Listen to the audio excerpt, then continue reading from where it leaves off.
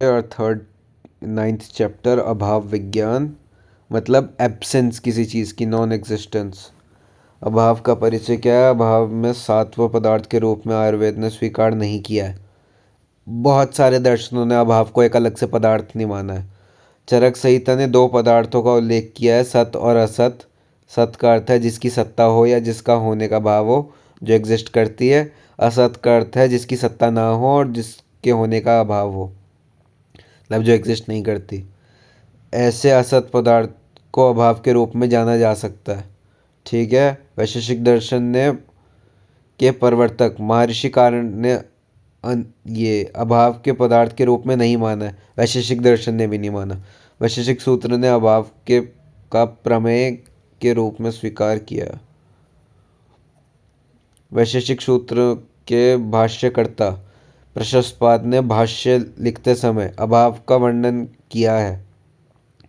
इसी कारण अभाव को बाद में स्वतंत्र पदार्थ के रूप में जोड़ा गया है। अन्य दर्शन ने अभाव पदार्थ का रूप में स्वतंत्र वर्णन नहीं किया है। ठीक है, कहीं पर ढंग से वर्णित है नहीं, पर टीकाकारों ने अभाव की बात की हुई है। ठीक है। भट्ट मीमांसक, वेदांत दर्शन, पौराणिक और तांत्रिक कर्ता ने अभाव को प्रमाण के रूप में माना है। इसकी व्युत्पत्ति ये रही। अभाव के लक्षण क्या है?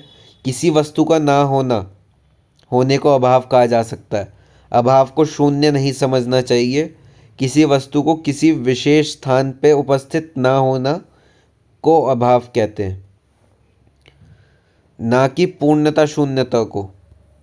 ठीक है। किसी चीज़ की एब्सेंस को अभाव कहते हैं, ना कि नॉन एग्जिस्टेंस को। ये फिर गलत दिया हुआ है यहाँ पे। जिसकी सत्ता नहीं है उसे अभाव कहते हैं। आचार्य चक्रपाणी अनुसार निषेध को दर्शन वाले विषय जो प्रमाण गम्य हो, अभाव स्वरूप हो, उसे असत कहते हैं। इसी को अभाव भी कहा जा सकता है। ओके, डिफरेंट है थोड़ी सी इनकी सबकी डेफिनेशंस। भाव से भिन्न को अभाव कहते हैं, या प्रतियोगी या विरोधी के ज्ञान के अधीन जो विषय है उसे अभाव कहते हैं। ठीक है। अस्तित्व ना होना अभाव कहलाता है। ठीक है। इंग्लिश में वही चीज़। अभाव के प्राय अनिस्तित्व, अनुपस्थित, लोप, असत्ता एक्सेट्रा। अभाव के भेद क्या क्या हैं? संसर्ग भाव, अन्योन्याभाव के, प्राग भाव, प्रध्वंस भाव, अत्यंता भाव के। इसके अलग अलग क्लासिफिकेशन दिए हुए हैं। संसर्ग भाव क्या है? संसर्ग अभाव किसी एक वस्तु के संबंध में अन्य वस्तु का अभाव। ठीक है, ये किसी और चीज़ का यहाँ पे साथ में इन रिस्पेक्ट ली जा रही है। नल में पानी का ना होना, ज्वर के रोगी में श्वेत का ना आना। ठीक है, ये दो चीज़ें साथ में जुड़ी हुई हैं। जो संसर्ग है उसके रिस्पेक्ट में जो अभाव है वो। प्राग भाव प्रायर नॉन एग्जिस्टेंस, पहले नहीं था मतलब। जिसका आदि नहीं है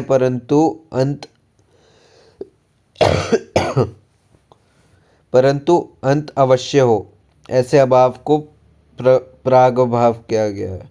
वस्तु के उत्पत्ति के पूर्व के अभाव को प्राग भाव कहा गया है। ठीक है, मतलब जो पहले नहीं थी, बाद में आई है। उदाहरण, घट, वस्त्र आदि कार्य के उनके उत्पत्ति के पूर्व अभाव को प्रागभाव कहते हैं। उत्पत्ति के पूर्व घट का अभाव होता है, मतलब कपड़ा नहीं होता। उसके बाद जाके वो कपड़ा उत्पन्न होता है किसी क्रिया से, और उत्पत्ति के पश्चात उसका अभाव नहीं रहता। ठीक है, उसके बाद क्योंकि वो एग्जिस्ट करता है। पूर्वावस्था में रोगी पूर्वरूप अवस्था में रोगी की व्याधि के लक्षणों का अभाव। ठीक है, पूर्व मतलब प्री सिम्टम्स जो होते हैं उसमें मेन बीमारी के सिम्टम्स नहीं होते, पर जब वो बीमारी एक्चुअल में आती है तो उसके सिम्टम्स भी आ जाते हैं। ठीक है। Absence of a person on earth before his birth. वैशेषिक दर्शन के अनुसार क्रिया और गुण का अभाव होने से पूर्व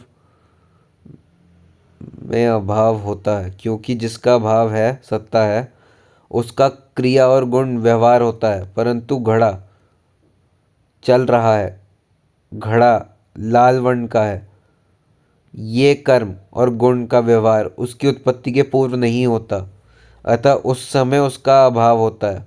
उत्पत्ति से पहले इस अभाव को प्रागाभाव कहते हैं। मतलब वही किसी चीज़ के पैदा होने से पहले जो स्टेट बताई गई है उसको प्रागाभाव कहते हैं। ठीक है, बिफोर इट्स डेवलपमेंट और फॉर्मेशन। सब्सिक्वेंट नॉन एग्जिस्टेंस, प्रधव स्वभाव, स्व प्रध्वंस अभाव। ठीक है, जिसका आदि है परंतु अंत नहीं है, ऐसे अभाव को प्रध्वंसाभाव कहा जाता है। कार्य की उत्पत्ति के बाद यह अभाव दिखाई देता है।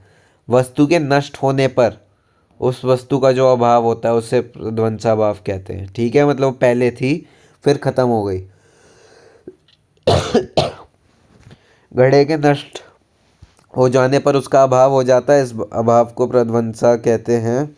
नष्ट होने के पूर्व घड़े का अस्तित्व होता है, बाद में नहीं होता। ठीक है, इसका एग्जांपल ये absence of a person before his death. ठीक है, सत वस्तु असत हो जाती है वैशेषिक दर्शन के अनुसार। के इंग्लिश में यही चीज़ दी हुई है। अब अत्यंत अभाव, एब्सोल्यूट नॉन एग्जिस्टेंस, जो कभी ना था ना कभी होगा, यह अभाव त्रिकाल, भूत वर्तमान और भविष्य काल के बिना रहता है। जब दो वस्तुओं का संसर्गीय संबंध किसी भी काल में नहीं संभव हो तो उसे अत्यंताभाव कहते हैं। ठीक है, दो वस्तु का ये अभाव सर्वदा रहता है, क्योंकि इस अभाव की ना उत्पत्ति होती है ना ही अंत है। ठीक है, हमने 3 क्लासिफिकेशन देख लिए। जो प्रागभाव है उसमें मतलब अभी वो चीज़ एग्जिस्ट नहीं करती बट बाद में करेगी। इसमें पहले करती थी अब नहीं करती एग्जिस्ट। ये ना पहले करती थी ना बाद में करेगी। ओके, उदाहरण आकाश में रूप का अभाव। आकाश का जो हमारा गुण है वो सिर्फ शब्द है, ना उस पर कभी रूप था ना कभी रूप होगा, कभी ना है ना कभी होगा। ठीक है, अत्यंत absence of life in a non living thing, ना कभी थी ना कभी होगी। ओके, मे बी शायद ये बेकार एग्जांपल है but you get the point. जो इससे पहले दो अभाव से भिन्न है, ये भी एक अभाव है वैशेषिक दर्शन के अनुसार। ठीक है, इंग्लिश में भी दिया हुआ है। अन्योन्य अभाव, म्यूचुअल नॉन एग्जिस्टेंस, जो अभाव तादात्म्य संबंध, दो वस्तुओं का परस्पर अभिन्न होना से युक्त प्रतियोगिता वाल हो, ऐसे अन्योन्य अभाव कहते हैं। मतलब जो म्यूचुअली नॉन एग्जिस्टेंस एग्जिस्ट कर रहे हैं। एक वस्तु का दूसरी वस्तु में अभाव अन्योन्य भाव है। एक वस्तु का तादात्म्य में दूसरी वस्तु में ना होना। घट का पट में अभाव, घड़ा वस्त्र नहीं है क्या। मधुर रसात्मक द्रव्यों में कटु रसात्मक द्रव्यों के गुणों का अभाव। Characteristics of a man in a women. ठीक है, जो म्यूचुअली नहीं है। सत भी है असत भी है, जो एक जगह एग्जिस्ट करता है बट दूसरी जगह नहीं है। ये हो गया इसका सही एग्जाम्पल। ठीक है, मैन की कैरेक्टरिस्टिक्स जो हैं वो मैन के अंदर तो है लेकिन वुमेन के अंदर नहीं है, इसलिए उसको म्यूचुअल नॉन एग्जिस्टेंस कहा गया है। कि मतलब वो कहीं पे तो एग्जिस्ट कर रहा है लेकिन यहाँ इस पर्टिकुलर केस में नहीं है। अन्य mutual is the difference of one thing from another. हाँ, जो विशेष है वो हो गया ये वाला अभाव। ठीक है, इसको अलग से पदार्थ क्यों माना गया है, उसके फेवर में। जिस तरह वस्तु का ज्ञान प्रत्यक्ष से होता है उसी तरह उसके अभाव का ज्ञान भी प्रत्यक्ष से ही होता है। ठीक है, देख के ही पता चलेगा। जिस प्रकार वस्तु का प्रत्यक्ष अस्तित्व रहना वास्तविक है उसी प्रकार उसका ना रहना भी वास्तविक है। कि अगर होना एक अलग से चीज़ है तो ना होना भी एक अलग से चीज़ होनी चाहिए। अतः अभाव की सत्ता को अस्वीकार करना भ्रामक है, मतलब बेकार है।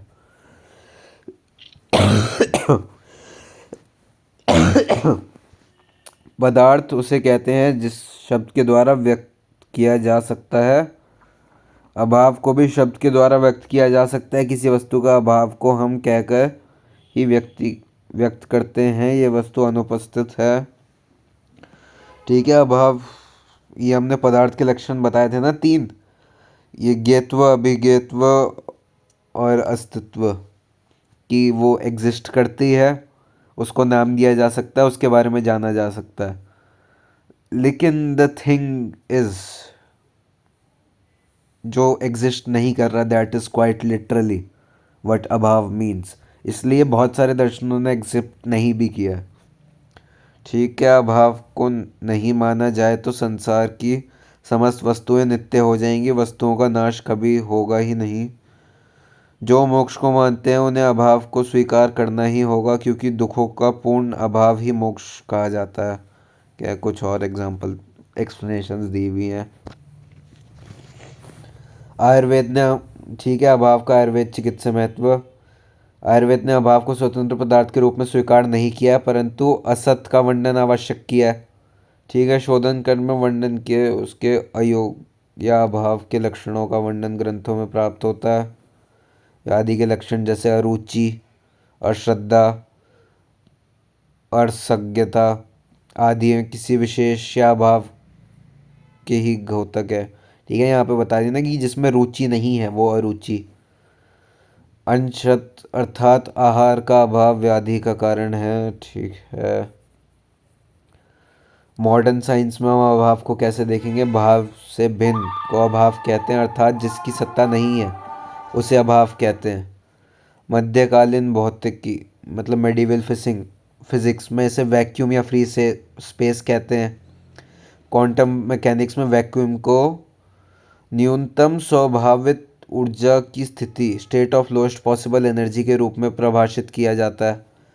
ठीक है। वैक्यूम के अस्तित्व के संबंध में दार्शनिक में कई मत भिन्नताएं हैं। ठीक है। मतलब प्राचीन ग्रीक दर्शनों में शून्यता और परमाणु को भौतिक शास्त्र ने मूलभूत तत्व के रूप में प्रस्तुत किया है। ठीक है। अभाव को नॉन एग्जिस्टेंस भी कहते हैं। ये वाला चैप्टर भी खत्म। Bye bye.